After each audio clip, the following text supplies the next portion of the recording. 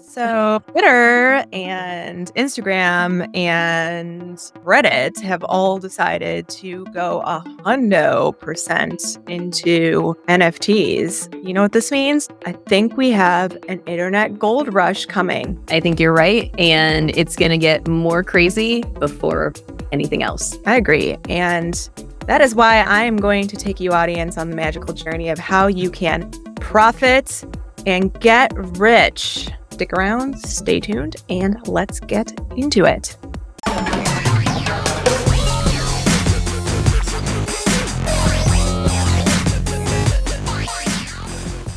Welcome back, everyone. If you are new here, we do Web3, NFT, and digital art content. So like and subscribe, and let's get right into the show we have for you today, which might be a life-changing show. So I would definitely stick around and watch to the end because there's a lot of opportunity right now in the Web3 space. We have some major announcements that happened in the past few weeks that have made it impossible to ignore that the NFT gold rush is coming back at some point.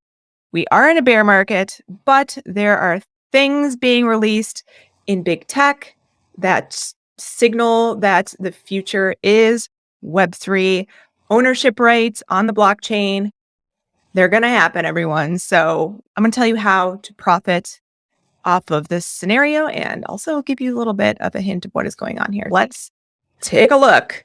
First, I want to talk about the big tech players who decided to announce all kind of within the same few weeks here their NFT plans. It is definitely going to be a duel, a fight to the death. I guess a duel implies two people. So this is more of a all-out battle of who's going to come out on top, if any of these big come out on top, because don't forget that there are also people building completely new platforms. So who's going to win the Web3 social media game?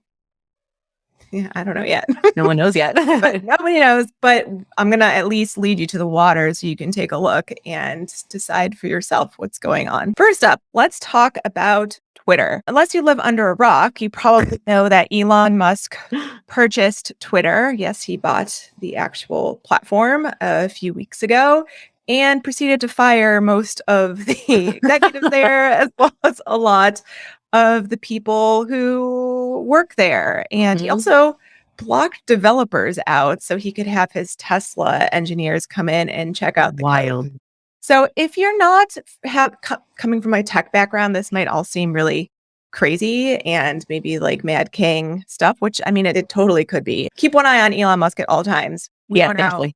It is what it is, but he's got a lot of power and a lot of money. But from my perspective, he has seen what has gone on with censorship on Twitter, knows that Twitter is a great platform for freedom of speech if it is engineered the proper way. He knew that it had bot problems going on. He knows that blockchain is happening and has been pumping Dogecoin for a while now. And I'm fairly certain has been working on it in secret, which probably is going to integrate in Twitter at some point. Anyway, it is my understanding that this all went down because he intends to start moving Twitter in a blockchain decentralized monetization platform model. And he was getting rid of the employees that were not in alignment with that vision. Maybe not. Maybe he's just cuckoo.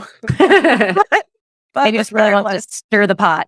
Maybe he just really wanted to be chaotic. But regardless, let's take a look at some of the tweets of recent. So this is from Twitter's official developer account, and they are showing that they are testing their NFT tweet tiles, which is going to be some sort of implementation in the platform where you can go directly to an NFT marketplace, moving in the direction eventually of being able to buy and sell NFTs through the Twitter platform. But at this point, it does look like it's just integrating with a few marketplaces: Rarible, Magic Eden, Dapper Labs, and Jump Trade NFT.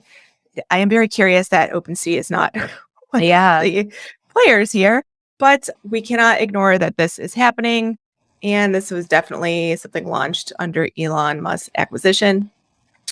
And prior to this, there was actually a little bit of an NFT integration. If you are paying for a Twitter Blue account, then you have the capability, like you see here in my profile, to actually pull your NFT into your account page. It gets this hexagon shape, which everybody has been making fun of for a long time. But this is the early days of Web3, you guys. It's the first of its kind. Yeah. So you can click on this and view NFT details and see what collection this PFP came from. I can click through to the creator and see his information on OpenSea. Again, curious why this has an OpenSea integration, and it looks like their future plans are not mentioning OpenSea. Yeah. And then I can also see some of the trait details in here, the contract address, my token ID. And this is really the beginnings of a major overhaul of Twitter into a NFT communication platform. That being said, let's also talk about Elon Musk's monetization model so far, what we know. So he says Twitter's current lords and peasants system for who has or doesn't have a blue check mark is bullshit. And I do agree with him on that one. This has been a big frustration for a long time that you can only get verified if you are a public figure or deemed important and famous enough by the Twitter overlord. He's canning that system. He says power to the people, blue for $8 a month. Now, let's not forget that Elon Musk is a capitalist. So this isn't 100% out of the goodness of his heart, probably. He is a bajillionaire. It is, in my opinion, a step in the right direction. I do believe everybody should be able to verify their identity with this blue checkmark system that is going to be integrated. But what is really curious here are some of the reasoning for why he is charging that $8 a month. He says you will get priority in replies, mentions, and search, which is essential to defeat spam and scam, ability to post long video and audio, and half as many ads. So this does look a little bit like it's moving in the direction of probably TikTok competition, YouTube competition. Going to be able to put some longer format content.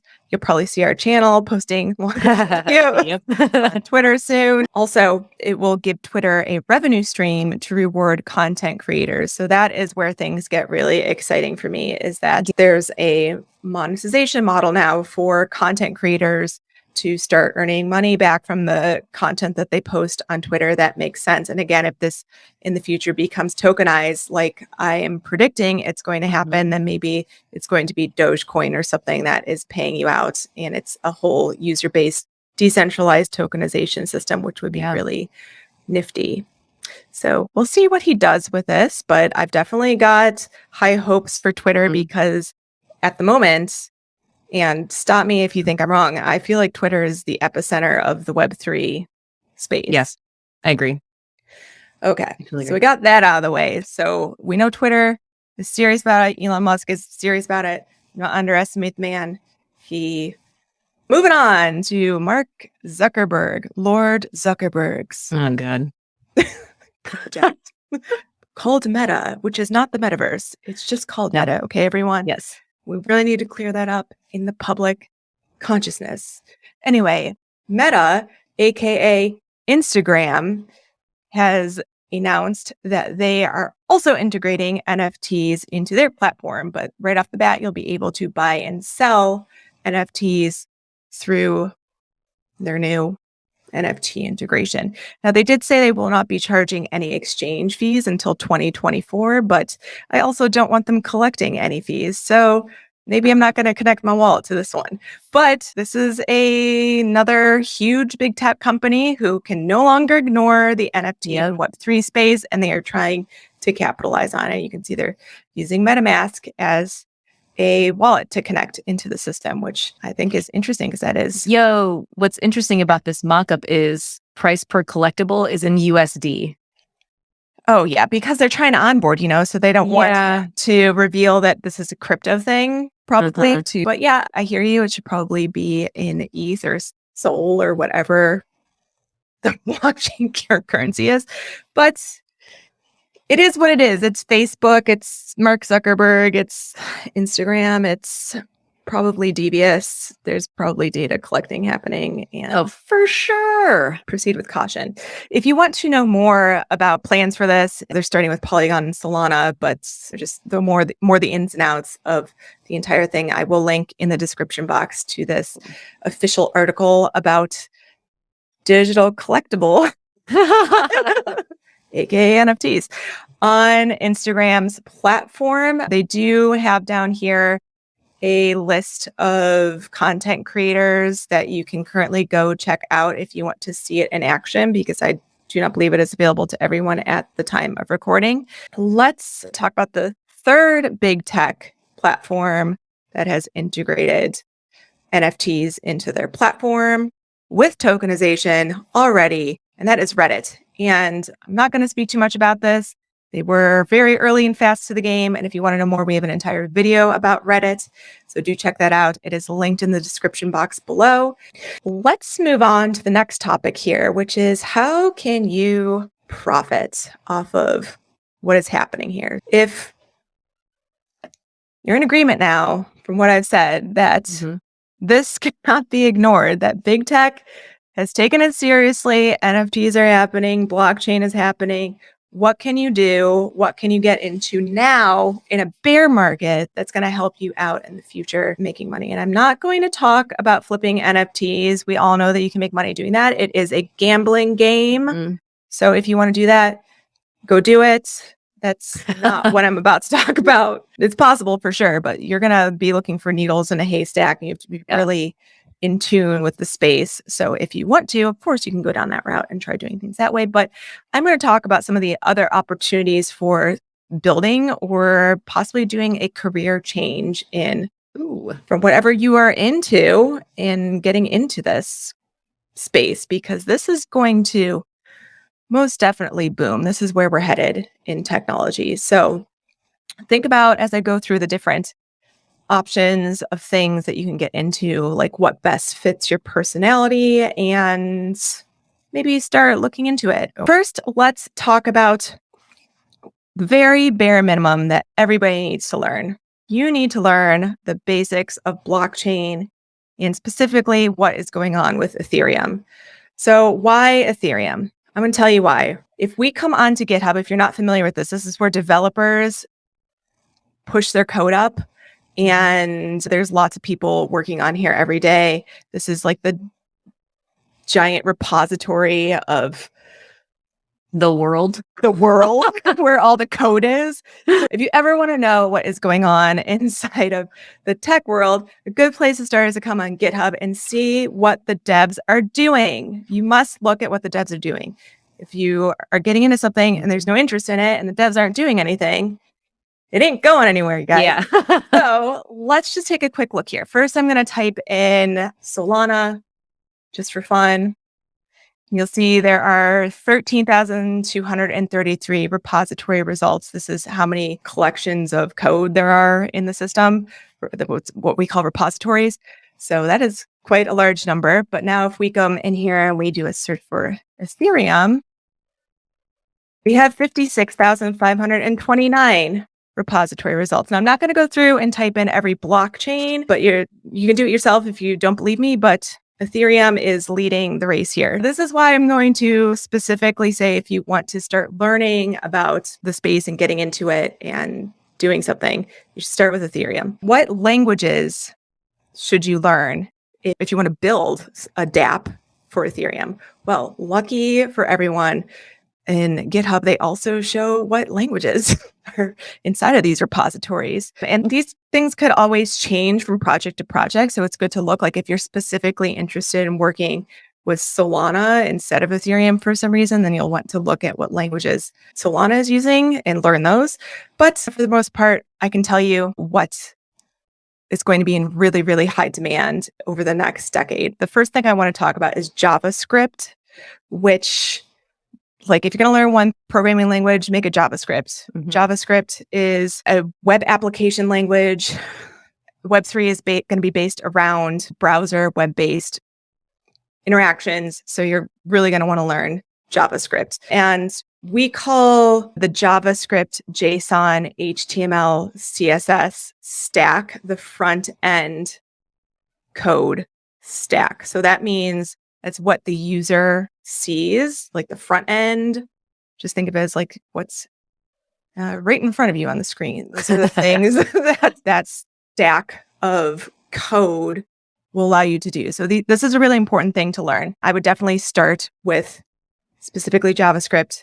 You're going to have to learn JSON, HTML, and CSS in order to work with JavaScript, but that's all bucketed together into one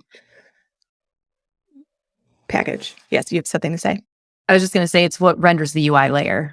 So the interface layer, what you're actually seeing. Yeah. Yes. You also are going to want to learn responsive front-end design. So what does responsive front-end design mean? It means that you are not thinking about engineering or designing something that is fit for one screen. You want to make something that's fit for all screen types. It has to be flexible and adapt from a mobile application to a tablet to a widescreen computer browser. And getting more and more advanced, probably this stuff is going to load inside of VR browsers and on TV screens. So you've got to make sure that that front end code is flexible and adaptable, aka responsive.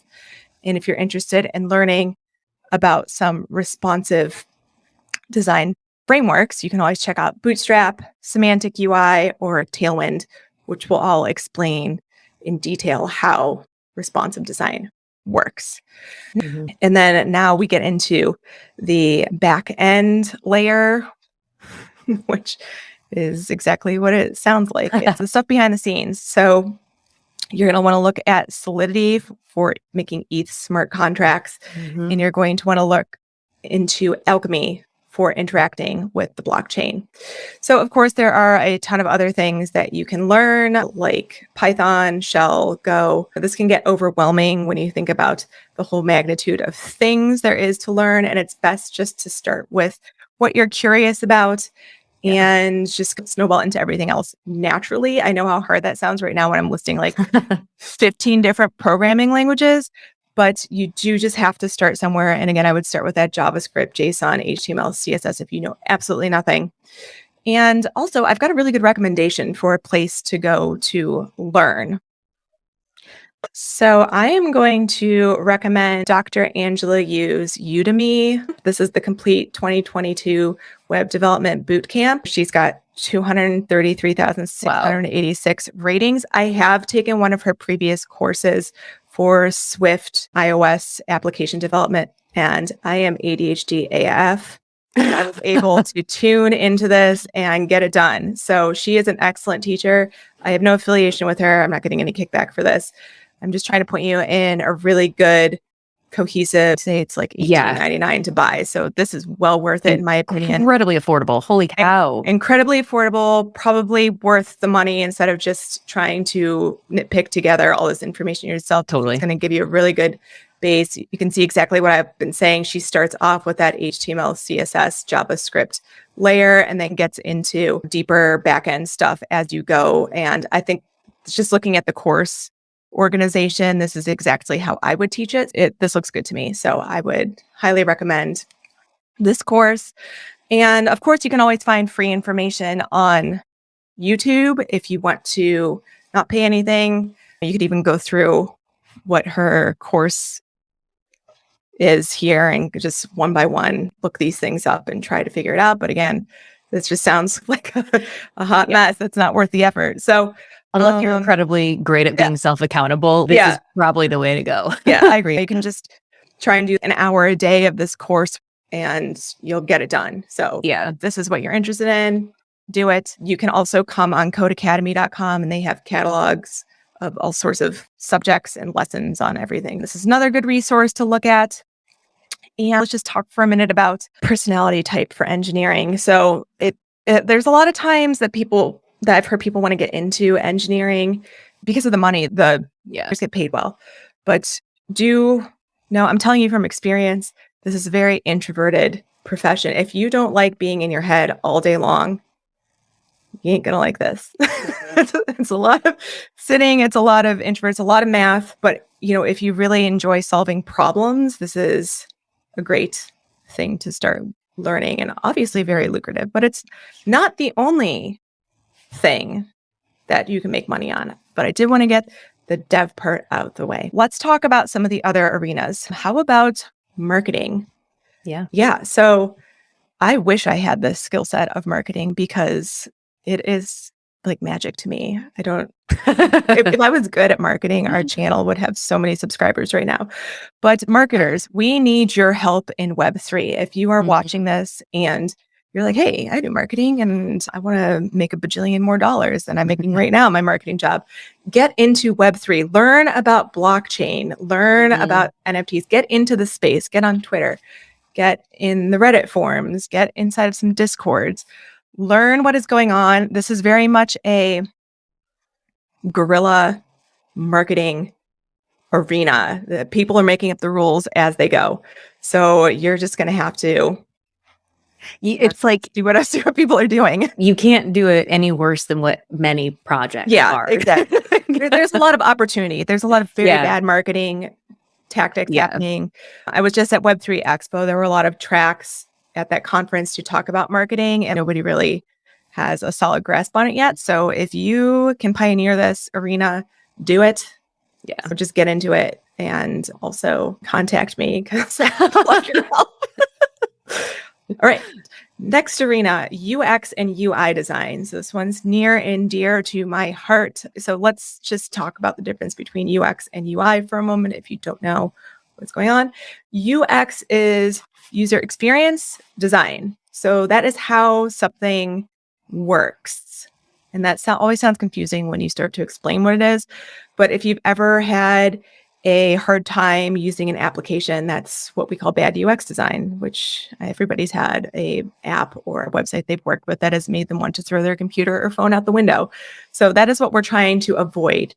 And right now, the Web3 space has a lot of UX problems, massive amounts. So if you can learn UX design and learn what the problems are inside of the Web3 blockchain crypto space, then you can become another pioneer of this whole arena. And there's a lot of work to be done.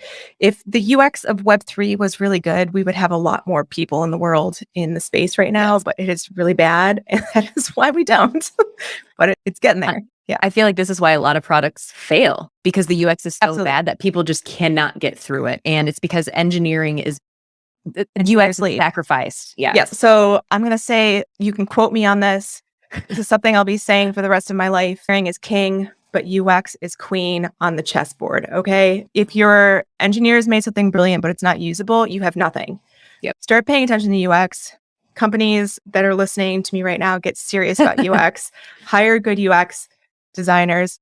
That is UX. Now, UI is a little bit different. When we talk about UI, we're talking more about visual design, and there is some overlap with UX and UI, like layout and color palette and typography can all start to mesh together. But be careful, people who are hiring, that you don't just hire people who are good graphic designers but don't have any UX skills, because you're going to get things that look pretty that don't function. And these can be two totally separate positions. And in my opinion, they should be. UX should be one position, UI or graphic design should be a separate position. If you're a startup and you can't afford those things, you can find some very savvy people that can do both. And if you are somebody listening who wants to make a lot of money and you can learn both of those things, then like, God bless you, because it's a lot. That's a lot. You get, I mean, I don't even want to do it. That's too much on one person. But if you're scrappy, you will be very well employed if you can do both.